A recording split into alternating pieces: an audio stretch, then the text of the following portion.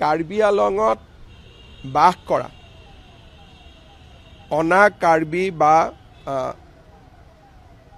যিসকল কাৰ্বি আলঙৰ স্থায়ী লোক নহয় তেওঁলোকক নিজৰ মাটিৰ পৰা উচ্ছেদ কৰিব লাগে বুলি বহুদিনৰ পৰা এটা দাবী আছে। কিন্তু গুৱাহাটী উচ্চ ন্যায়ালয়ে এটা ইণ্টাৰিম জাজমেণ্ট দিছে যে বৰ্তমান আমি তেওঁলোকক এভিকশ্যন কৰিব নোৱাৰোঁ। কোৰ্টৰ এগেইনষ্টতকৈ এভিকশ্যন কৰাটো সম্ভৱ নহয়, কিন্তু স্বাভাৱিকভাৱে এছাম লোকে এইটো বিচাৰিছে যে ইমিডিয়েট এভিকশ্যন হ'ব লাগে। এই ক্ষেত্ৰত আমৰণ অনশন কৰি আছিলে।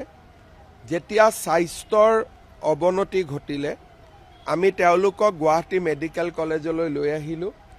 তাতে এটা বাতৰি কোনোবাই উলিয়াই দিলে যে আমি তেওঁলোকক গ্ৰেপ্তাৰ কৰিছোঁ। কোনো গ্ৰেপ্তাৰ কৰা হোৱা নাই, চিকিৎসাৰ কাৰণে অনা হৈছিলে। DGP তাতে আছে, ময়ো সকলোৰে লগত কথা পাতি আছোঁ আৰু যিসকল মেডিকেলত আছিলে তেওঁলোক এতিয়া ঘৰলৈকে ঘূৰি যাব আৰু মই ভাবোঁ যে বিষয়টো আমি আলাপ আলোচনাৰ মাজেৰে আমি ইয়াক নিষ্পত্তি কৰিব পাৰিম।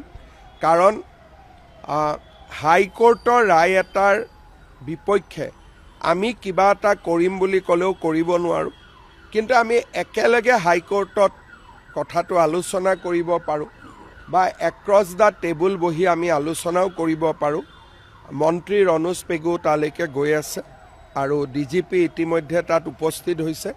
মই ভাবোঁ যে ঘটনাটো আমি নিয়ন্ত্ৰণত আনিব পাৰিম আৰু পৰৱৰ্তী সময়ত যিসকলে এইটো আন্দোলন কৰি আছে তেওঁলোকৰ লগত মই নিজেও কথা পাতিম। মোৰ বিশ্বাস আছে যে আমি সমস্যাটো আলাপ আলোচনাৰ মাজেৰে সমাধান কৰিব পাৰিম।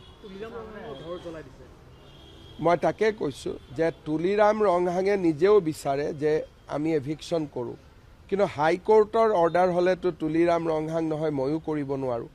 গতিকে যোনেই ঘৰ আক্ৰমণ কৰিছে বা থানাখনতো অলপ আক্ৰমণ কৰিব চেষ্টা কৰিছে, এইটোৱে সমাধান একো নানে।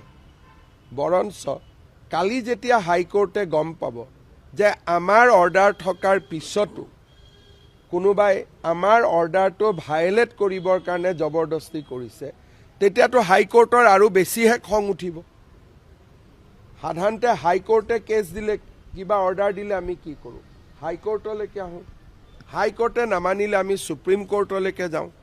কিন্তু হাইকোৰ্টৰ অৰ্ডাৰ থকা বিষয় এটাত আমি যদি কাজিয়া পেচাল কৰোঁ তেতিয়া হাইকোৰ্টে আলোচনাৰ ৰাস্তাটোতো তাত প্ৰশ্নবোধক চিন আহিব। সেইকাৰণে মই ভাবোঁ যে যিসকলে এইটো কৰিছে তেওঁলোকে হয়তো কথাটো ভালকৈ বুজা নাই বা হাইকোৰ্টৰ জাজমেণ্টটো দেখা নাই। এতিয়া DGPয়ে তেওঁলোকৰ লগত কথা পাতি আছে, ময়ো কথা পাতি আছোঁ। মই ভাবোঁ যে ৰাতিৰ ভিতৰতে পৰিস্থিতি নিয়ন্ত্ৰণত আহি যাব।